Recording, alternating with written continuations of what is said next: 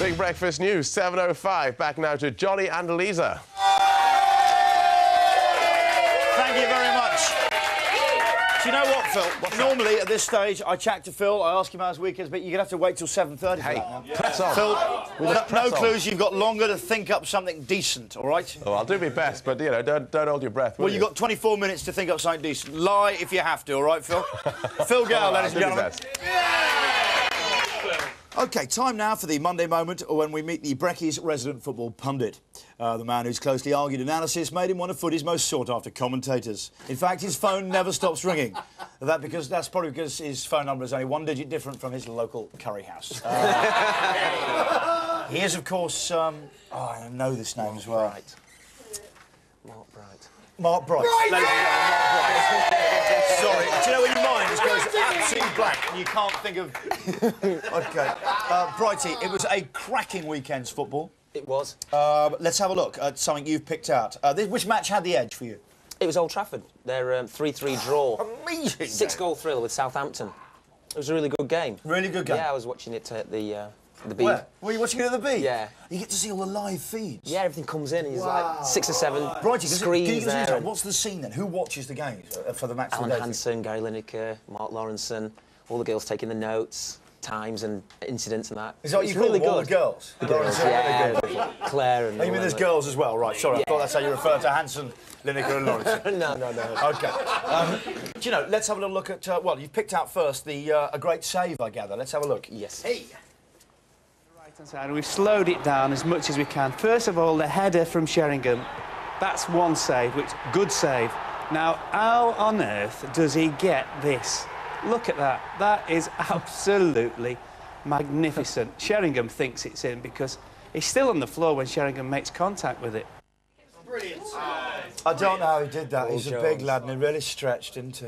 A Leeds serious contenders for the Premiership, Brighty, I have to ask you. Are we on to the Leeds game? Yes. I don't know why. We've stopped with that other game. Well, That's Leeds, all we want to talk about. It's the second game. It's Leeds versus Newcastle, and Leeds won 3-2. It was another good game. After last week when Leeds won 8-0 against Sheffield Wednesday, back down to earth and lost. But Leeds are looking very strong. I didn't think they'd continue to do well this year because they finished quite well last year, and I didn't think they could continue to do well. Why didn't you think they continued to do well? Jimmy Floyd Hasselbank, their leading goal scorer, he left just on at the start of the season, and they brought in Michael Bridges, who he was $5.5 million, but he was untried virtually at top flight. And I thought they had a lot of young players, and I didn't know if they could continue their success, but they've done really well. They've started off so strong. They're young, very young and they're side. I think they've got vibrant. sort of 10 players under 23 in the side. They're all homegrown as well. Yeah, there's a lot. I mean, Kuhl's Australian, obviously, but you look at Lebo, Woodgate. They're, I mean, the mix with Batty, Nigel Martin, and they've got Radaby. They've got a real nice blend, and they're fresh. Young Alan Smith up front. They are really good to watch. God, you're good.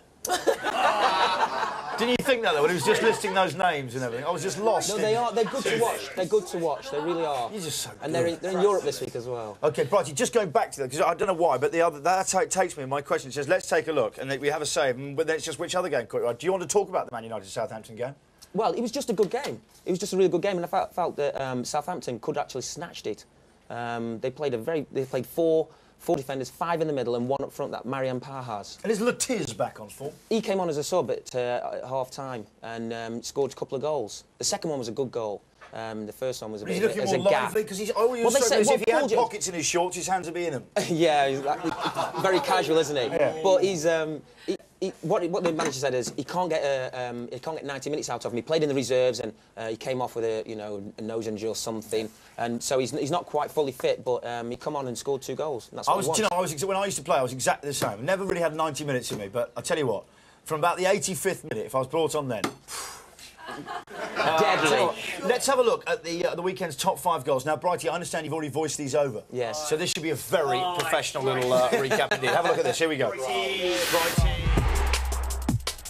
Michael Bridges' quick feet and decisive finishing was one of the reasons David O'Leary spent £5.4 million on the former Sunderland man. Stephen Carr hadn't scored for Spurs before yesterday, but what a way to open your account. Leeds United's Australian midfielder Harry Kuhl finishes off this chance in spectacular fashion.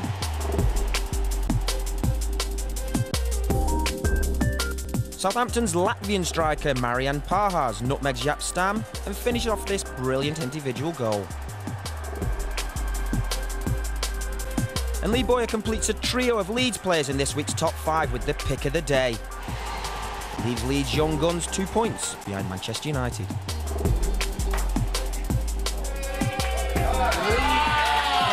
Bowyer is on fire at the moment. He is. He came from Charlton. I missed him. I just didn't. He left. Went to Leeds when I got there. Doesn't surprise me, Bridie. OK, yeah. A great cross. Oh, it's time to take a look at the pressure cooker. Unless there's anything else you'd like to say as a general comment about the Premiership title race, anything you'd like to say as a general comment about how exciting it is, any predictions you'd like to make? Well, it's all closed up, hasn't it? Manchester United only 2 points ahead now. Leeds in the pack there, Arsenal behind. Yeah. Chelsea drifting around. What do you mean? Chelsea got 2 games in hand, and if they win both of them, they could easily go top. So don't. I know, yeah, I know. Right, because there'll be bodies everywhere. It's a very good result for them as well. There'll be a carpet of bodies.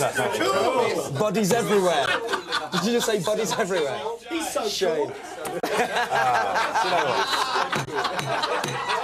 Seriously, don't do it. Honestly, don't do it to yourselves. Okay? You drive yourselves mad, all right?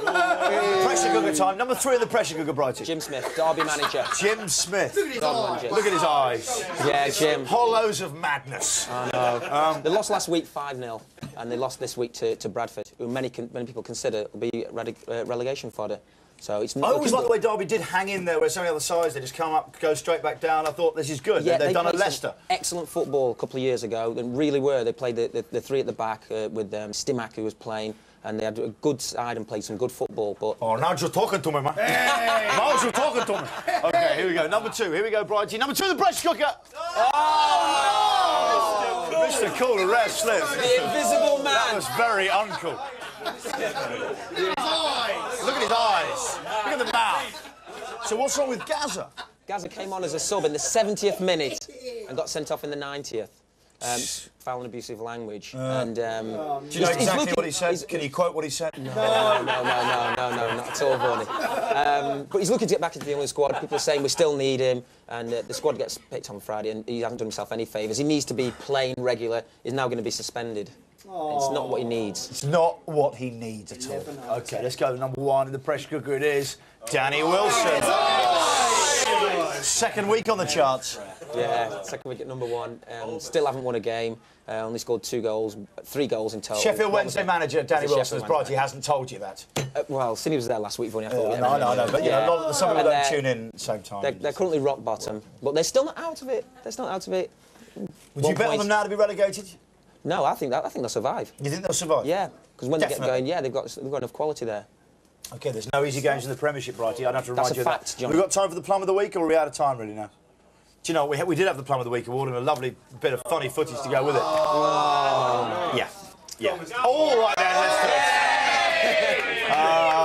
it. We can't let you go without saving this classic moment from the Man United versus Southampton game. Have a look at this, ladies and gentlemen. Here's Letitia. Pahars goes left.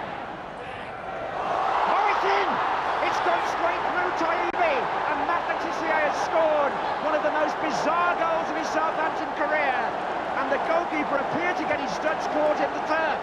Southampton are level. It's Matt Letitia with what was a very poor shot, and look at this from Taibbi. It goes straight through him for one of the goalkeeping clangers that he'll want to forget. And big thanks to M. Bosnich for sending that in. Thank you very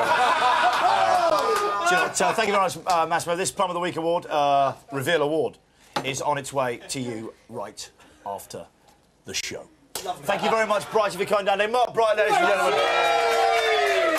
Short and curly, bright and early. Now, some of the crew believe they're good presenters.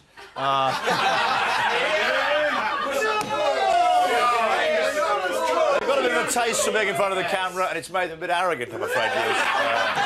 Seriously affecting them. Here is the crew VC for what it's worth. Have a look.